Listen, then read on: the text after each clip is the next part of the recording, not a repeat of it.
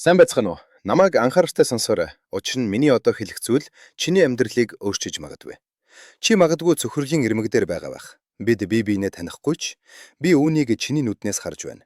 Мөнгө гарын салаагаар ус шиг урсаж, үргэлж дудалдаж байхаас чи ядарч байгаа. Чи ажиллаж хичээж байгаа ч үр зээл дундаа. Дараагийн цалингаа хүлээсэн айдас дотор гинт нэг зүйл болоход бүх зүйл нураад унахгүй гэсэн түгшүүртэй амьдарч байна. Би ч бас яг чам шиг байсан. Ядуурлаад хувь тавилна. Би ингээл амьдрах ёстой юм байна гэж боддог байлаа.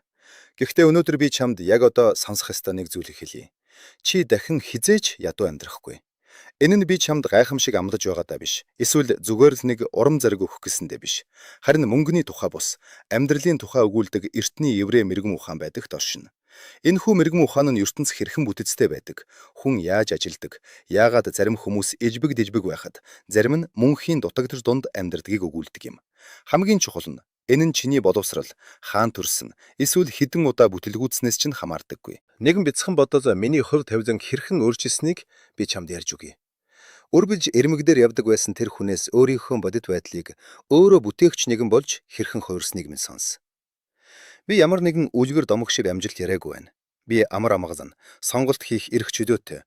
Мөнгө бол дайсан биш харин зэвсэг, хэрэгсэл болсон ердийн эрүүл амьдралын тухай ярьж байна. Тэгвэл ихсээд яагаад чи одоо хүртэл ийм байдалд байгааг ойлгоцгоё. Яагаад чи ажиллаж бүх зүйлийг зөв хийж байгаа ч ядуу мэт мэдрэгдээд үүнээс хизээж гарахгүй юм шиг санагдаад байгааг чинь тайлбарлая. Хүмүүсийн ойлгодоггүй нэг зүйл бий. Тэд ядуурлыг мөнгөгүй байхыг хэлнэ гэж боддог. Гэтэл үнэндээ ядуурл бол дотоод эмх зэгцгүй байдал юм. Энэ bod хүм амьдралаа өөрчилж чадна гэдэгтээ итгэхгүй. Мөнхийн айдас дунд амьдрах сэтгэл зүйн төлөв байдал юм. Мөнгийг бохир зүйл гэж бодох, баян хүмүүс өөр гэж үзэх, надад бүтэхгүй гэх бодол бол ядуурл. Энэ бод хүн өөрийгөө амьдралынхаа эзэн гэж харахын оронд нөхцөл байдлын золиос гэж үзэж байгаа хэрэг юм. Ядуурл бол мөнгөний тухай биш. Энэ бол чи хинбэ гэдэг тухай юм. Хамгийн аймаар нь хүн ядуу байхдаа энэ байдагтаа дасаж эхэлдэг. Өөрийгөө болон хувь тайлжамгаа зөвтгөж эхэлдэг. Надад боломж алга, миний ажил муу. Эцэг эх минь туслаагүй. Би чадахгүй гэж хэлдэг. Хамгийн гол нь үүндээ итгэж эхэлдэг. Би ч бас тэгж амьдарч байлаа. Би залуу байсан, мөнгө бага байсан. Надад яагаад аз таарахгүй байгаа шалтгааныг даднаас хайдаг байв. Би асуудад гадаад ертөнцид байна гэж бодсон. Гэхдээ дараа нь би нэгэн энгийн үннийг ойлгосон.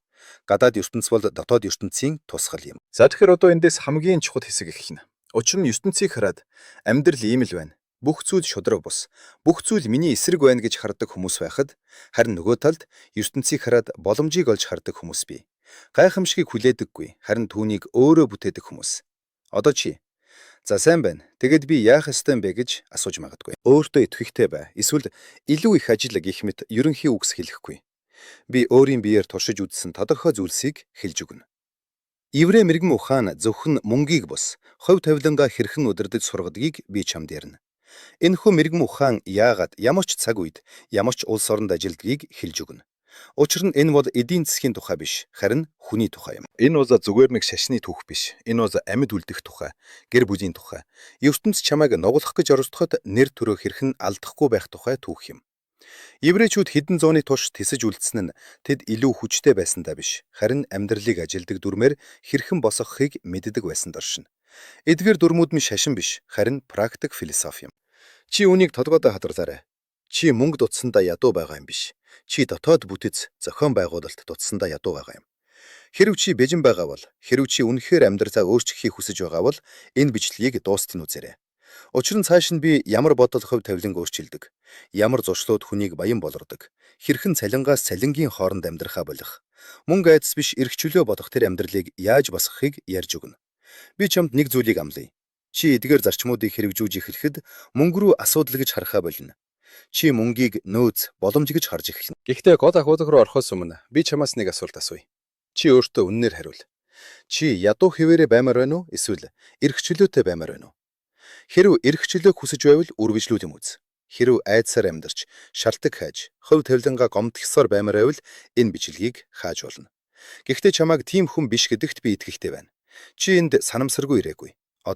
Яг одоо чиний зам эхэлж байна. Суур зарчмууд. Баялаг сэтгэлгээнээс эхэлнэ. Еврей мэрэгэн ухаан бол багц дүрэн биш. Энэ бол сэтгэлгээний хэв маяг юм. Энэ бол цаг хугацааны үн цэнийг мэддэг, үгний үн цэнийг мэддэг, өөртөөгөө үнэнч байхын үн цэнийг мэддэг хүмүүсийн амьдралыг харах үнцэг юм. Чи ингэж сэтгэж эхлэхдээ ядуу байхаа болж, эрхчлөөтэй болж эхэлнэ. 1. Мөнгө биш, өөрийгөө удирдах сур. Баялаг мөнгнөөс биш, мөнгөнд хандах хандлагаас эхэлдэг. Хүн би мөнгөө удирдах чадахгүй байна гэж хэлэх нь үнэндээ би өөрийгөө удирдах чадахгүй байна гэж байгаа хэрэг юм. Мөнгө бол чиний дотоод эмх цэгцийн тусгал. Хэрв дотор чинь замбраагүй хаос байвал тэр нь гаднаа заавал илэрнэ. Залуу байхдаа би цалин аваад л одоо амьдарч болно гэж боддог байснаа санаж байна. Би төр зүрийн таашаалаг өгөх хэрэгцээгүй зүйлсэд мөнгөө үрж, сарын эцэст хоосон төрөвч, гимшсэн сэтгэлтэй хоцордог байв. Би өөрийгөө бусдын адил байна гэж бодсон. Надад зүгээр л мөнгө азах гэж бодсон. Гэвч энэ нь тийм биш байлаа. Би зүгээр л өөрийгөө болон өөрийн ирээдүйг хүндлээгүй байж. Би мөнгийг цаг агаар шиг ирдэг, явдаг зүйл гэж бодсон. Гэтэл мөнгө бол цаг агаар биш. Мөнгө бол чиний сахилга батын үр дүн юм. 2.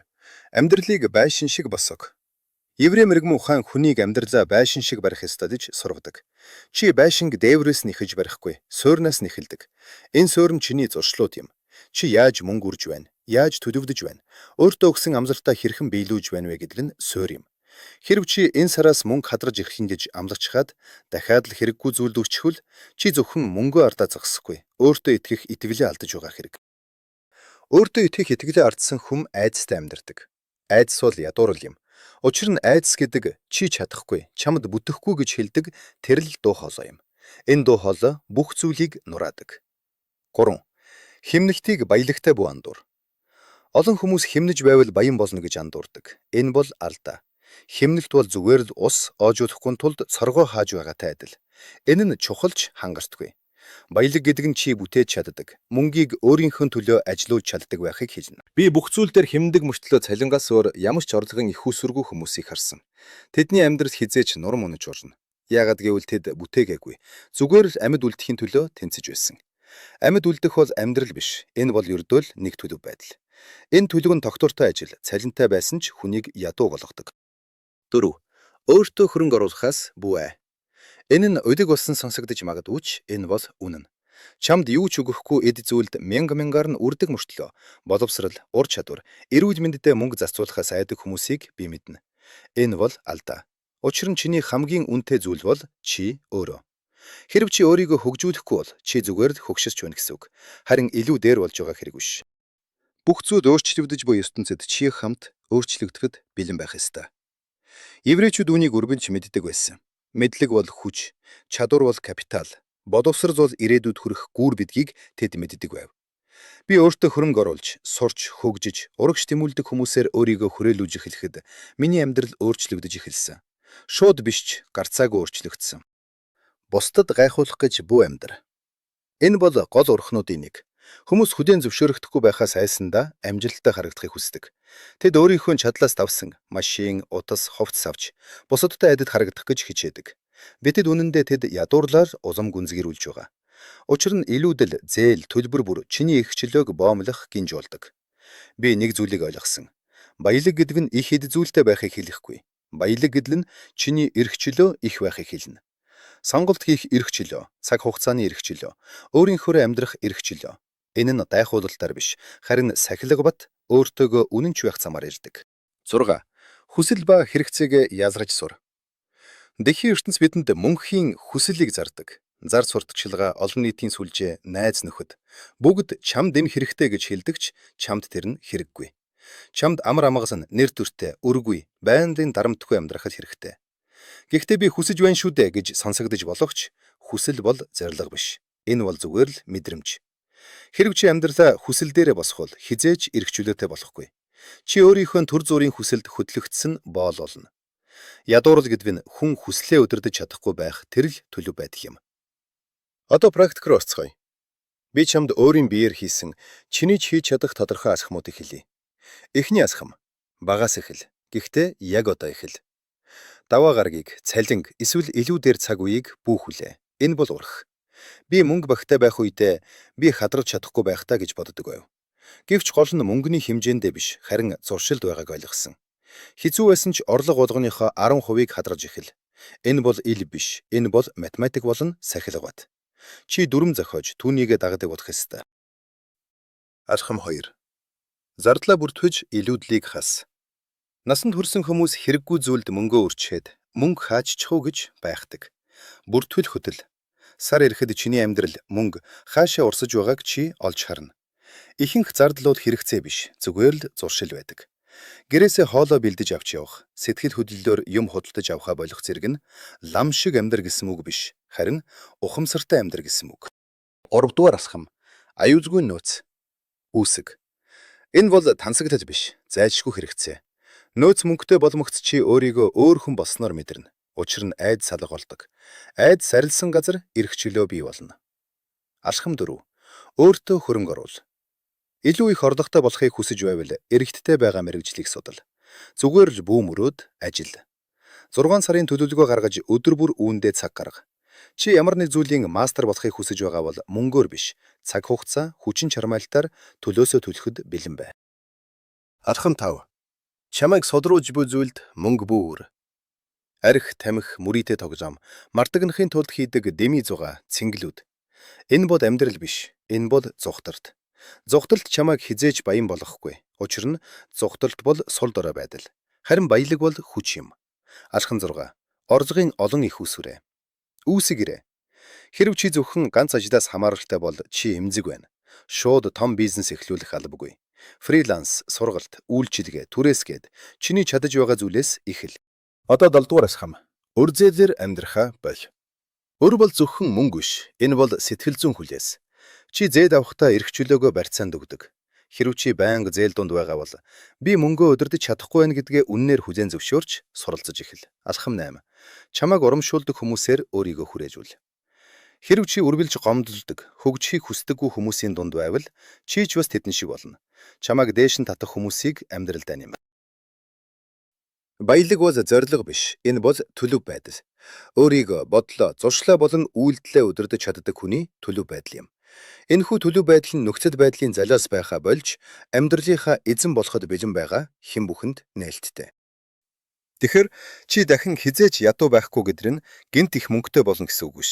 Чи айдсаар амьдрахаа болно. Мөнгийг асуудал биш, боломж гэж хардаг болно. Өөрийгөө илүү сайн сайхан зохистой хүн гэж харж эхэлнэ. Самж явах гол зүйлс. Баялаг дотоод эмх зэгцээс эхэлдэг. Хэмнэгт чухалж, бүтээх нь бүр чухал. Өөртөө хөрөнгө оруул. Бусдад гайхуулах гэж бүү амьдр. Эрх чөлөөг сонго. Хүсэл ба хэрэгцээг ялаг. Талархаж сур.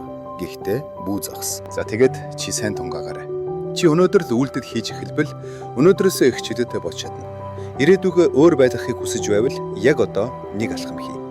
Цаас аваад санхүүгээ сайжруулахын тулд яг өнөөдөр хийж чадах 3 зүйлийг бичээд түүнийгээ гүйцэтгэг. Чиний шинэ амьдрал маргааш биш, өнөөдөр эхэлж байна. Би чамд итгэж байна.